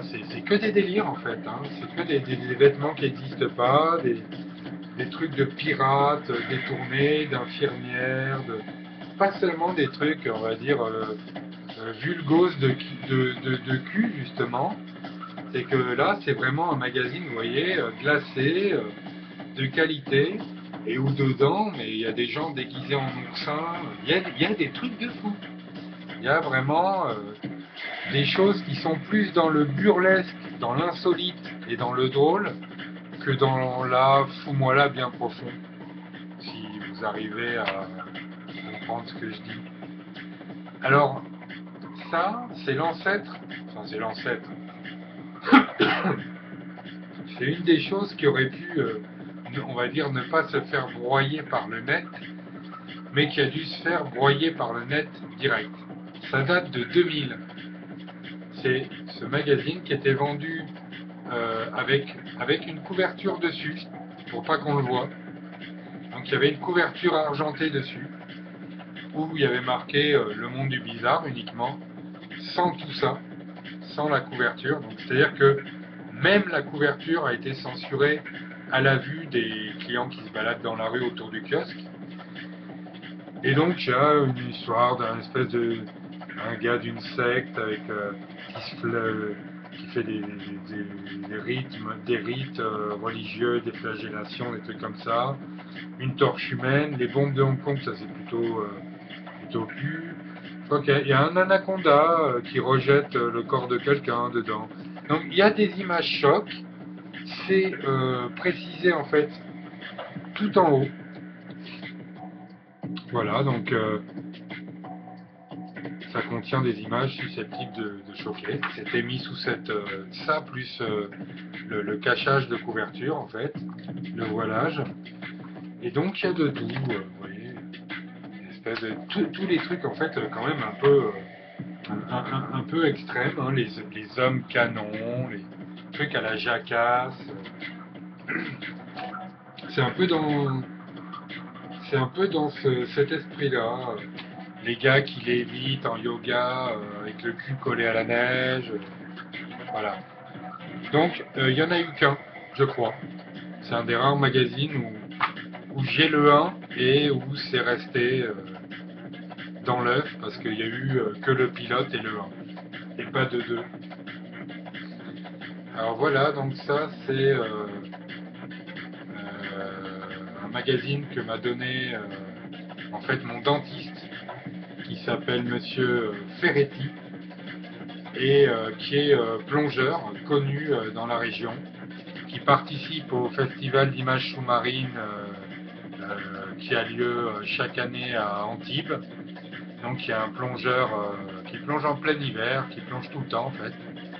Et il me l'a donné en fait pour mes collages. Voilà, parce que je lui avais dit que ça m'intéressait que j'avais pas souvent de super belles images du monde sous-marin qui est une de mes passions avec les requins. Et en parlant de requins, ben, voilà, donc nos ancêtres des cannibales, il y a 6000 ans en France. Alors voilà, donc en fait j'ai travaillé 6 mois en fait pour un laboratoire qui analyse des fouilles archéologiques, donc dans la grotte du Lazaret à Nice.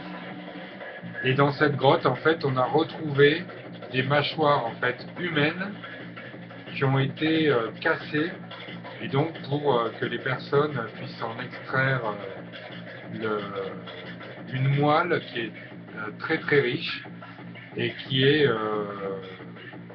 en fait qui est inclus dans la mâchoire humaine. Donc on peut soupçonner en fait les premiers hommes et nos ancêtres en France d'avoir eu recours en fait au cannibalisme, puisqu'on a retrouvé des os humains qui ont été cassés de manière à ce qu'on puisse en fait consommer la moelle qu'il y avait à l'intérieur. Donc cannibalisme qui est toujours une chose en fait tabou. Donc sur YouTube, il y a un article sur le fameux japonais qui a dévoré une étudiante hollandaise. Et, euh, et on va dire que c'est une personne qui est libre aujourd'hui. Donc on voit un petit peu la différence des lois. Elle est libre, elle fait de la peinture en fait, et elle est devenue une star internationale quasiment. La personne a juste dépecé, bouffé le clito, la chatte et les tétons d'une femme à la base. Et il est devenu peintre. Comme quoi en fait. Alors ça me fait penser à Coluche.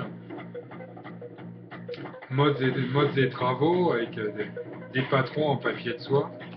J'en ai gardé un parce que je voulais savoir un peu comment se créaient les vêtements. Juste avoir une petite idée, quoi, de voir comment on isole une partie du corps. Voilà, et là, c'est que ça. C'est que des plans, que des patrons, que des tenues, des, pardon, des aquarelles.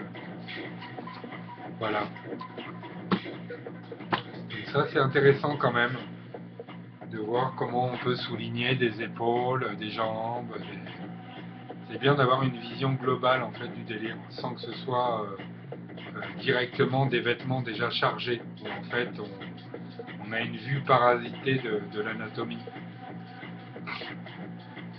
Donc ça c'est, et d'ailleurs je vais extraire un des phénix, parce que un de mes prochains tatouages ça va être un phénix, et pour des raisons que je ne vous cacherai pas. C'est que ça fait 10 ans que je recommence ma vie tous les ans. Donc à force de renaître de mes cendres, je vais être obligé de me le tatouer. Donc ça, c'est pour un créateur de logo, je sais pas comment vous dire ça, hein. C'est la fête du slip, et en même temps c'est culturel, puisque les Japonais ont vraiment un style particulier au niveau des fleurs, des canards, il y a des classiques, il y a des choses qui reviennent, des végétaux, des papillons, et donc voilà, c'est vraiment très intéressant. Ça fait partie des choses, on va dire, qui sont presque professionnelles. Ben, un énorme bravo à ces gens-là. Là, ça devait être pour la Cité de la Peur. Je pense que je vais regarder pour la deuxième fois bientôt. Je ne sais pas s'il y a des gens qui m'ont fait autant rire adolescent.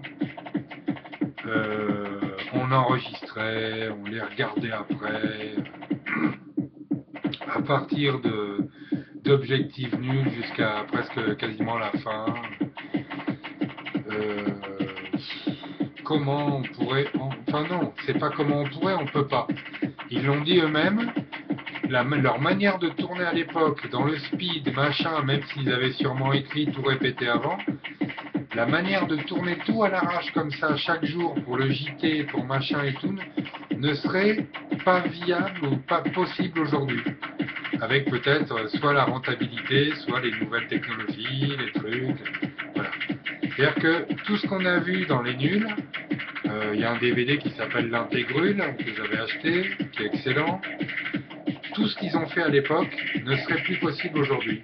Voilà, et pour une fois, c'est pas à cause de la censure, c'est parce qu'aujourd'hui, on travaille complètement, sûrement différemment. Donc, une grande ovation pour les nuls et un hommage avec la gorge serrée à Bruno Carrette, qui aurait continué à faire des trucs mais complètement déjantés aujourd'hui, parce que c'était une personne fabuleuse. Voilà. C'est bien que j'ai quelque chose avec les nuls sur la couverture, parce que sinon, de toute façon, j'aurais trouvé le moyen de leur rendre hommage autrement.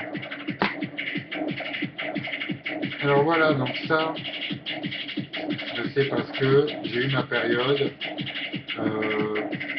pas fan de Cure jusqu'à s'habiller pareil et compagnie, bien que j'ai été un peu influencé, mais parce que je trouve qu'il a une créativité complètement ouf.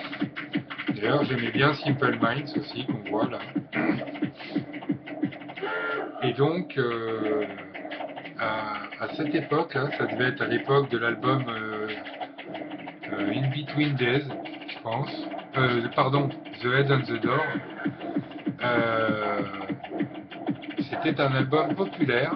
Avant, il y en avait eu qui étaient presque inaudibles pour les gens, comme Pornographie, ou certains morceaux qu'il y a dans The Top. Et là, en fait, Cure commençait à être connu. Et c'est vrai qu'il y a plein de gens qui ont crié au truc commercial, au truc machin. Mais bon, moi, ça me fait toujours rire quand il y a des génies comme ça, où après on leur casse du sucre sur le dos en disant ouais, mais tu t'es pas adapté, ouais, mais machin, ouais. Les gens peuvent pas s'occuper de leur cul. C'est en fait plus fort qu'eux. Il faut qu'ils s'occupent de la vie de je sais pas quoi. Quand c'est pas la vie des stars ou des femmes de footballeurs, c'est la vie des musiciens.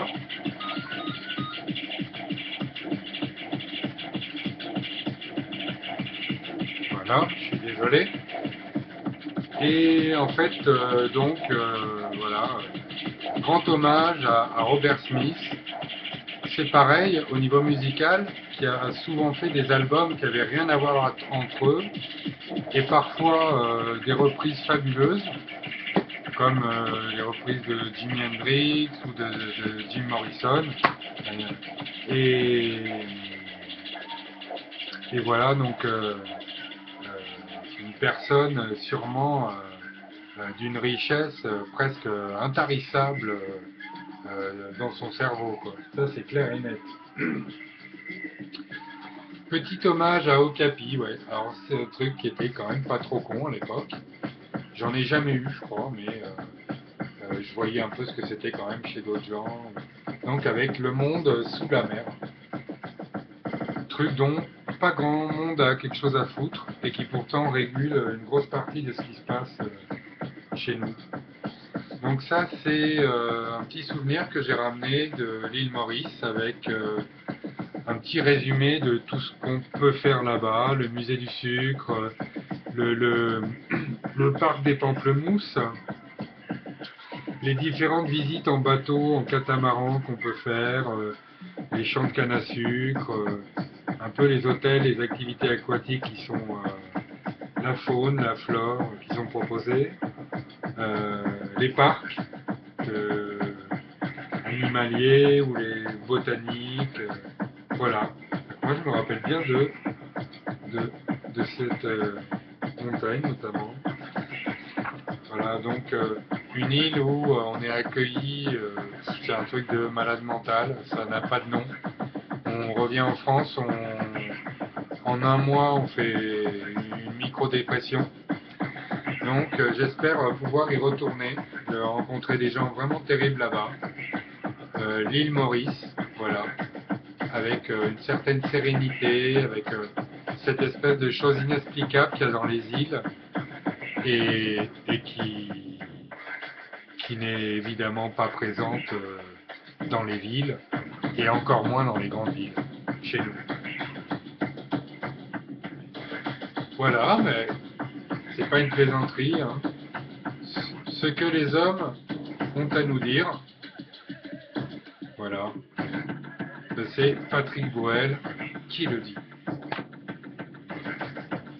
Et puisqu'on parle de Patrick Boel, et c'est pas volontaire, puisque j'ai taillé dans mes piles de magazines, des proches, au bout de 10 ans d'absence. Voilà. Alors, je ne te raconte pas comment tu nous manques, Pierre, si tu m'entends de là où tu es. C'est vraiment horrible de plus avoir de gens comme ça, qui était un remix de Raymond Devos au niveau de la maîtrise de la langue, d'un peu Dieudonné, Coluche parfois, pour le côté populaire, il se moquait des masses, et voilà, Pierre Desproges, inégalé, je crois pas qu'il y aura quelqu'un comme ça avant un bon moment. Ça fait exactement le même effet que pour Coluche. Donc comique de légende, voilà, ben on enchaîne. Donc je disais que Pierre Desproges, ce serait un peu comme Coluche, il n'y en aurait plus. Et évidemment, comme Louis de Funès aussi. Et ça, c'est un des premiers films que je suis allé voir au cinéma avec mon père. Après Star Wars, je crois, ou avant, je me rappelle plus. Après, je crois. Et donc Louis de Funès, allez nous pondre un Louis de Funès aujourd'hui. Il y a peut-être Alice Moon qui se rapproche par moment dans ces personnages sur speed de Louis de Funès et de cette espèce de folie cardiaque, mais bon, c'est pas évident. Et Louis de Funès était vraiment très particulier, inimitable. Donc voilà les jardins. Je m'y intéresse. Je m'intéresse pas au foot. Voilà, donc je suis homosexuel, comme vous pouvez le constater. C'est que j'aime bien les arbres, les plantes, même les potagers. Donc vous voyez, je suis un grand-père en fait. Et donc voilà. Donc pas mal de propositions de jardins. Il y a un peu de tout. Un truc sur les orchidées. Voilà. Ça met un petit peu quand même de vie à la vie. Que ce soit dans une maison ou même à la limite dans un petit balcon. Donc Impact, donc avec Spielberg. Bon bah, qu'est-ce qu'on ferait sans les dents de la mer, sans machin, je sais pas en fait. E.T. Puis évidemment Jurassic Park. C'est voilà, c'est une personne en fait qui en plus travaillait pour d'autres gens.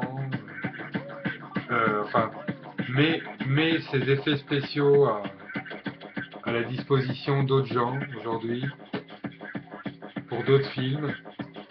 Il est quand même c'est une personne légendaire, hein, donc, et là on a Stallone dans Cliffhanger qui est un excellent film d'action, moi qui suis pas fan de films d'action. Voilà. Donc je tenais à montrer Spielberg, qui est une personne, je trouve, dans l'humanité qui aura servi à quelque chose. Voilà. Voilà, donc pour moi, une grande madame maintenant. Chacun, chacun ses goûts, chacun sa vision du délire. Béatrice Dalle, voilà, donc que j'ai adoré dans son rôle avec avec Jean-Luc Anglade, évidemment, et qui conserve une image de femme, je trouve, non soumise, qui est vraiment appréciable.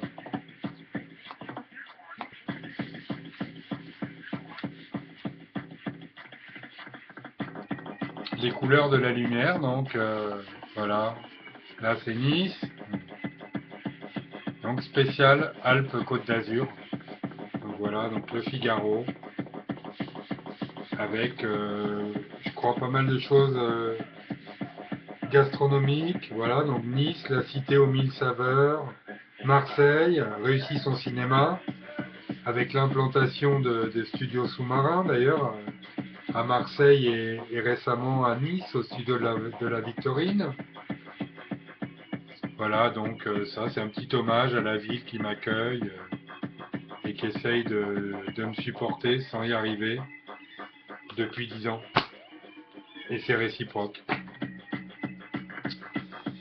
Bon ben voilà quelque chose qui a presque changé le cinéma, un film totalement parfait, Psychose, et je vois pas ce qu'on peut toujours pareil rajouter ou raconter. Les personnages sont complètement en plein dedans, c'est ultra bien fait, et j'ai trouvé le remake pas mauvais en fait.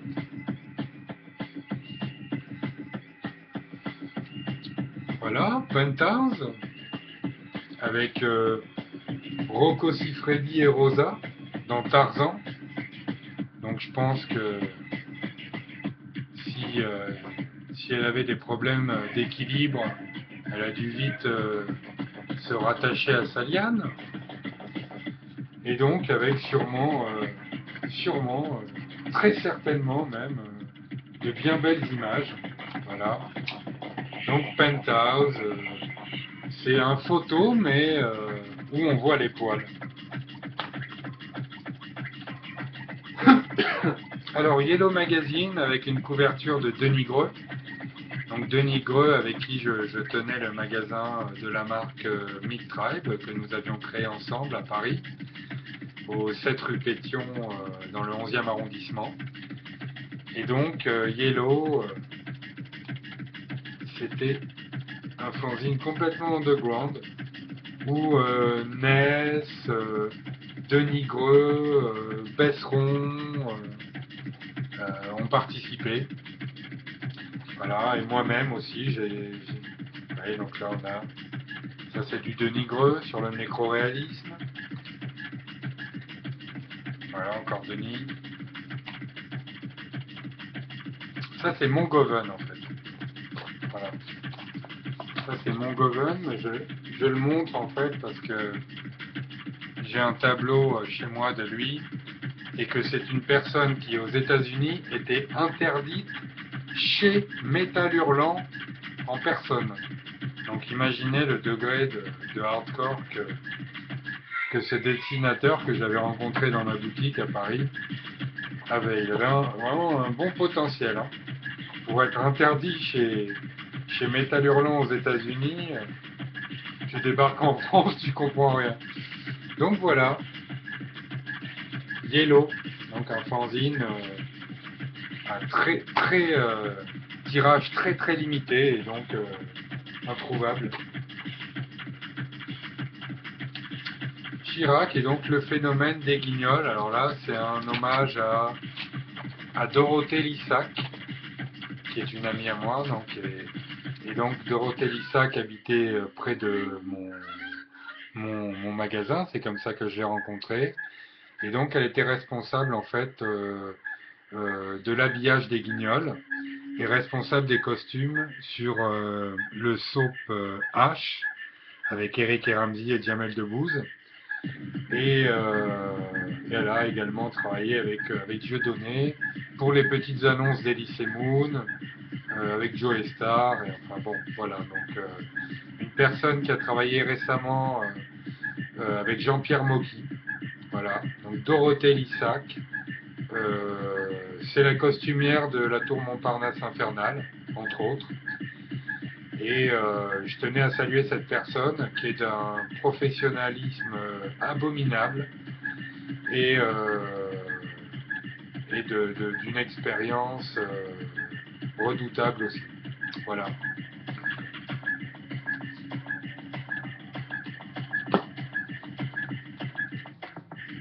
Alors en parlant de personnes redoutables, bah, voilà, Robin Williams. Et j'ai jamais vu une personne plus caméléon que lui. Donc voilà, donc je tenais à le montrer parce qu'en fait, c'est impossible, j'ai l'impression, de revêtir des rôles aussi en fait disparates que lui. Ça paraît difficilement possible. Euh, il peut être prof dans un collège dans les années 30, comme se retrouver homme bicentenaire robotique. Euh, c'est un acteur totalement prodigieux. Euh, comme au-delà de vos rêves. Il s'incruste partout. Il y aurait un truc cyber, de toutes les dernières technologies en fait, il entrerait dedans comme dans un gant. Et il y aurait un truc sur la Révolution française, il serait au top. Il aurait pu tourner dans Jeanne d'Arc autant que dans Robocop. C'est incompréhensible. Voilà. Bon voilà, je tenais à souligner. C'est pas donné à tout le monde. Hein. Robert De Niro, il en est un bon exemple aussi. Ce phénomène en fait qu'a Gérard Depardieu également, hein, même s'il garde sa personnalité, comme De Niro du reste, de caméléon. La personne qui est capable de passer de n'importe quoi à n'importe quoi. Et là encore, c'est pas voulu. Mais voilà, hein, notre Gérard national. Alors voilà, ben, Gérard Depardieu, si c'est pas un monument français. Donc je suis très attristé par les derniers trucs qui se passent autour de lui, où en plus il se fait traiter de minable par des demeurés congénitaux. C'est inadmissible de traiter une personne justement qui est au même rang que De Funès, Fernandel ou Johnny Hallyday de minable, alors qu'apparemment c'est une personne qui passe son temps à payer des impôts, qui crée des emplois, qui a une entreprise, mais qui peut arriver et se permettre de juger quelqu'un qui se barre de France parce qu'il en a plein les couilles et que ça fait 20 ans que tout le monde le dit, qu'en fait tous les Français, et pas seulement les ultra riches ou ceux qui ont réussi, en ont plein le cul. Voilà. Ça fait 25 ans ou 30 ans en fait que dès que tu as vraiment un bon cerveau, tu vas gagner 2 fois plus au Canada, tu vas foutre ton argent en Suisse, tu te barres aux États-Unis, je crois, comme Noah a fait, ou Christophe Lambert, mais ça a toujours été. C'est pas à nous de faire les chochottes, à faire les étonnés. Ce qu'il fait là, ou ce qu'il a eu comme réaction, ou ce qui lui arrive en fait à Gérard Depardieu, c'est ce qui a dû arriver à peu près à plein de gens et pas seulement à des Paul Naref pour le fils. Voilà, c'est qu'en fait, non seulement la réussite en France elle est mal vue, t'es tout de suite un vendu, un enculé, un commercial, quelqu'un qui renie ses racines, quelqu'un qui est plus authentique, quelqu'un qui a plus de visage, qui a plus de figure. Dès que tu fais 3 centimes et demi et dès que tu as vendu 4-5 choses, en France, et dès que tu as gagné un peu d'argent, t'es direct un enculé, un machin, un vendu, un truc. Il y a déjà ce truc-là qui est gonflant. Par-dessus, on te pique tout ton pognon, 75%, ou je sais plus. Voilà. Et en plus de ça, en fait, faudrait rester en France et se la boucler. Donc après, c'est selon les personnalités. Hein. Euh, Depardieu, il apporte 10 fois plus à la France qu'il n'en retire, ou qu'il ne profite, ou qu'il baisse la France. Et alors que c'est la France, sûrement, qui baisse Depardieu sur les impôts depuis des années, c'est elle qui s'amuse à venir lui expliquer qu'elle a un gros minable et un gros dégueulasse qui part avec sa thune. Donc c'est fabuleux, c'est même plus une question de monde à l'envers. J'ai vraiment honte des autorités françaises à ce niveau-là. Et si c'était le seul niveau, magazine brésilien, où je fais pas comme sur Facebook, je peux vous montrer qu'elle a vraiment des seins prodigieux. Ah, donc ça, c'est un copain qui m'a ramené ça qui savait que je collectionnais un peu, que j'étais fan de magazines. Et donc, il m'a ramené un magazine du Brésil où il y a plein de trucs sur la mode et où il y a des créatures magnifiques. Et quand on parle justement des gens qui se cassent, voilà. Donc Vanessa Paradis, comment on l'a traitée là elle faisait au moins sourire tout le monde avec son Joe le taxi à un moment. Et après, comment ça s'est passé pour elle? Au bout d'un moment, elle a dû en avoir plein le cul. Et c'est triste parce que ça finit toujours pareil en fait. Donc ça, j'ai à mon grand malheur perdu un livre, heureusement que j'avais photocopié en partie, sur les robots. Et ce livre datait des années 65 ou 70. Il était en noir et blanc. Et il y avait un récapitulatif quasiment de tous les robots qui avaient servi aux films de science-fiction et compagnie. Donc c'était un bouquin prodigieux, pas très gros, mais dont je regrette fortement la disparition. Je ne sais pas comment j'ai pu l'égarer, mais je l'ai jamais retrouvé dans la pile de magazines. Donc là-dedans, il y a de tout. Hein. Il y a du robot chien jusqu'au robot en fait insecte. Il y a vraiment tout. Il y a des manières aussi pour faire des piles et des jouets en fait totalement bio qui fonctionnent avec un citron. Voilà, donc les robots. Est-ce qu'une partie de nous va devenir progressivement, à force de se servir de robots, des robots? Ça pourrait être une des questions.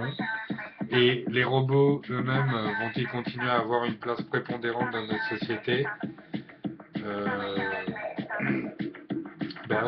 Autant virtuellement, mentalement que éthiquement, que matériellement dans une usine pour construire des voitures. Je crois qu'on a mis en fait le doigt dedans. Donc maintenant les robots, je crois qu'on est parti, comme dit Dieudonné, pour un bon tour de grand 8 et qui est loin d'être fini. C'est pas un robot chien ou un robot ou une poupée en silicone sextoy qui vont être l'aboutissement des robots. Les robots, en fait, ça va pas s'arrêter. Et notamment, on voit qu'au niveau des drones et des robots espions, on voit un petit peu le type d'utilisation militaire qu'on peut faire quand on peut diriger des objets sans risquer la vie de pilote ou d'être humain à l'intérieur. Donc les robots, pour moi, ça sera comme pour le net, c'est-à-dire une face technologie, médecine, tout ce qu'on veut qui sauve l'humain, qui fait communiquer, qui permet des choses qui n'étaient pas possibles avant. Et ce sera parallèlement des dérives, des sales trucs et une certaine part d'obscurité en fait. Voilà. Terminator, ça pourrait nous arriver. bout d'un moment, on est l'inconscience en fait de trop laisser même le système bancaire ou quelque chose aux mains des robots, et qu'on soit totalement soumis à ça, il pourrait nous prendre certaines catastrophes au bout du nez. Un spécial bikini avec la folle histoire des seins. Voilà. Donc ça, je trouve que c'est relativement agréable.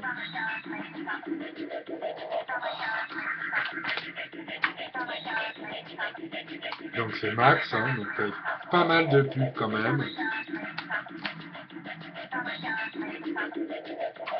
Voilà. Et des bikinis totalement sans pitié, comme on peut le voir. Alors voilà, un petit Mind Movies.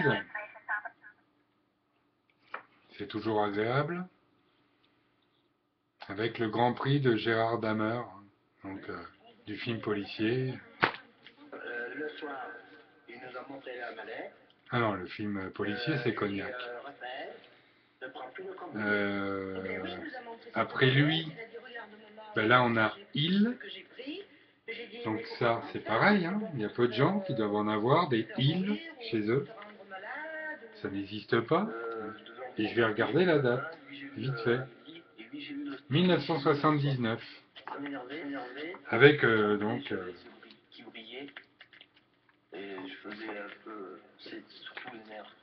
Voilà. En couleur et en noir et blanc. Il y avait les deux. Et Björn Borg, on voit. Donc, voilà.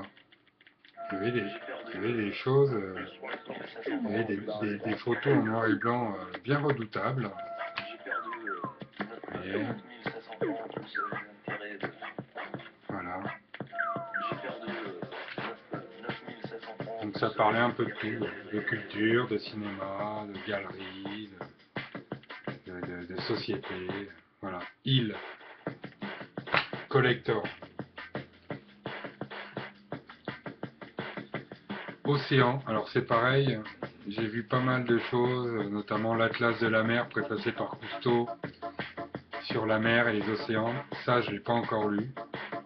En plus, il y a un spécial Vendée, ça peut être bien sympa, le Pays Basque. Et donc, voilà, donc il y a une carte géante des reliefs sous-marins. Elle est là, super. Ça, c'est pas mal.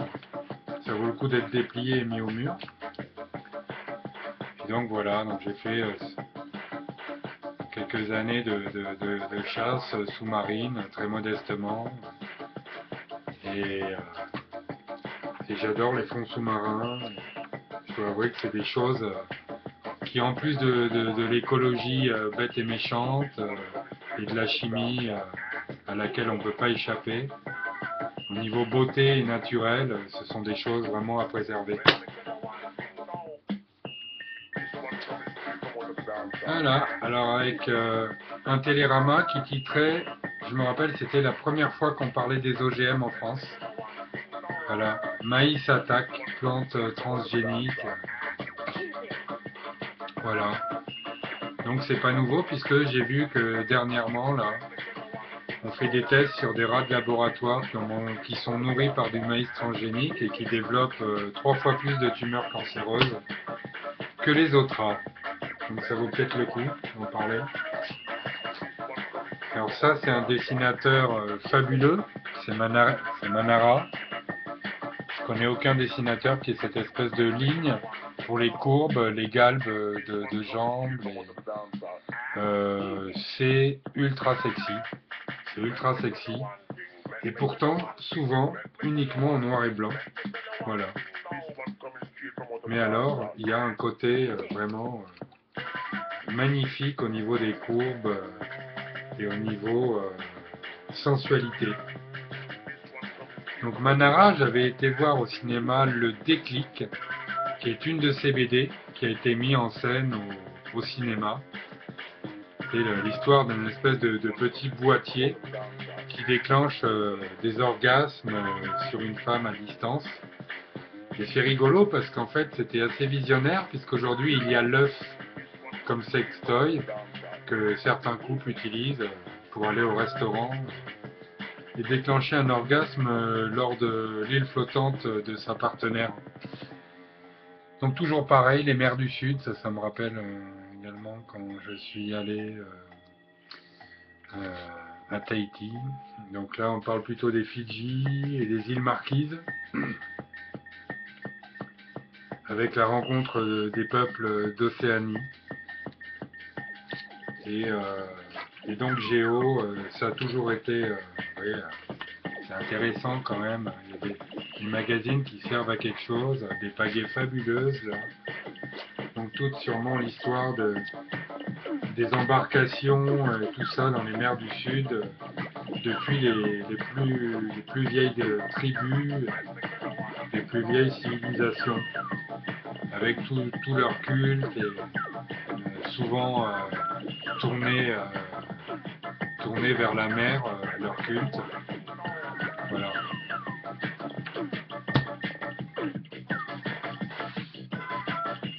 Alors ça, il est un peu déchiré.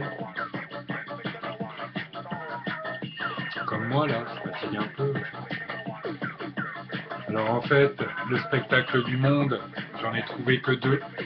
Et dans la poubelle d'une entreprise de cinéma. Donc je ne saurais jamais s'il y en a eu énormément.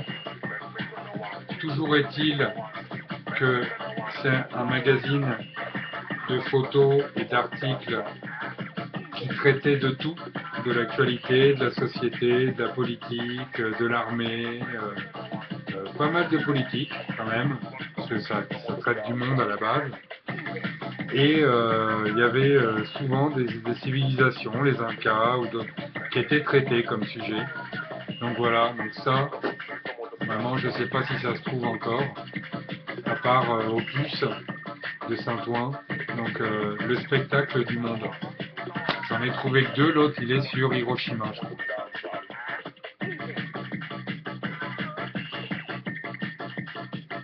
Donc là on a Travolta, c'est pas pour balancer, hein.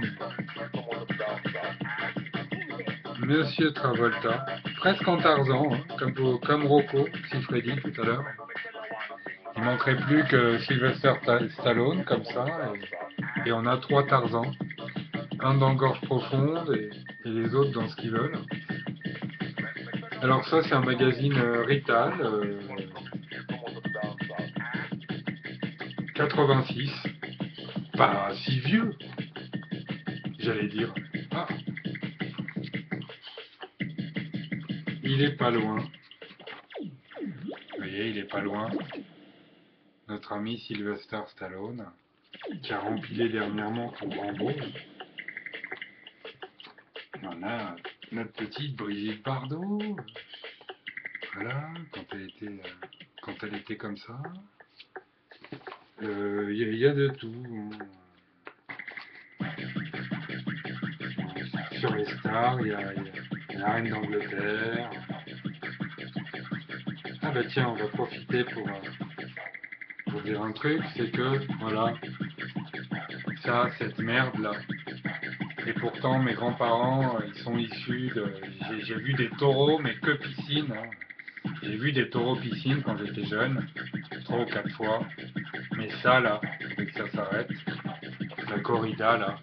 Si jamais c'était un autre animal, des chevaux ou des girafes ou des zèbres, ce serait ce serait interdit tout de suite et tout. Là, c'est des taureaux, donc sous prétexte que ça a des cornes et que ça peut te baiser ta mère, ben en fait, on les tue. Voilà, c'est spécial, ça c'est l'être humain. Donc voilà, on va enchaîner sur un truc pour finir. Voilà, c'est que il faut presque même sensibiliser les plus jeunes au fait qu'en fait, voilà, on a été tellement cons qu'il y a des animaux qui sont en voie d'extinction et qu'on n'y peut pas grand-chose dans certains cas, et que dans certains cas, c'est totalement voulu. Je parle des requins, du thon rouge ou des ours, voire des rhinocéros, voilà, avec à chaque fois l'aileron de requin ou la poudre de corne de rhinocéros qui vient foutre la merde puisqu'elles ont atteint des prix de revente exorbitants et que c'est devenu un commerce et surtout un trafic. Voilà. Donc j'ai envie de saluer au passage les gendarmes qui en fait se battent pour que justement des gens qui vendent illégalement des crocodiles, des défenses d'éléphants et tous ces trucs-là, en fait puissent coincer le maximum de gens qui vont comme ça avec un fusil descendre un éléphant juste pour avoir une petite impression qui leur passe dans les testicules. Je trouve que c'est un des portraits ou un des aspects en fait les plus dégueulasses en fait de l'être humain, c'est ça. C'est le gars qui va aller descendre un lion pour se persuader en fait qu'il lui reste quand même quelques centimètres de bite. C'est trop la honte, c'est trop typiquement masculin, dégueu et irrespectueux pour les animaux, que dans ces cas-là on considère quasiment comme le font certains avec leurs animaux domestiques, c'est-à-dire un meuble, un objet, une simple partie de décoration, un accessoire, quoi. Voilà. Et on va finir par les trous du cul de surfeurs. Non, on n'est pas dans Point Break, je vous rassure. Voilà, donc les Butthole Surfers avec les Prongs que j'ai vus au Dynamo Festival, Danzig, mes amis d'Orléans, les Burning Heads, Slayer, Ice-T, Soul Cooking et Rage Against the Machine. Voilà, donc Rage Magazine, qui, je le répète, était le magazine des années 90 pour tous ceux qui l'ont loupé. Et donc voilà, ça me permet de finir en fait cette pile. Voilà. Et de vous dire à la suivante, parce qu'il m'en reste au moins une ou deux petites revues de couverture de magazines qu'on va faire comme ça, pour plonger notre nez en fait dans le passé, voir un petit peu un petit peu tout ce qu'il y avait avant Internet. C'est mon but un peu, c'est de voir ça aussi. C'est qu'aujourd'hui on n'aurait pas évidemment à faire appel à tout ça pour se documenter. Donc ça va descendre à ma cave. Aujourd'hui on a Internet, mais il y a eu des choses avant et voilà, et ça me fait plaisir de vous les montrer parce que je dois être on n'est pas beaucoup à faire état comme ça de conservation de choses, puisque j'ai même des magazines, je crois, de 1950. Voilà, donc c'était Psychopathe, et je vous souhaite un bonjour chez vous.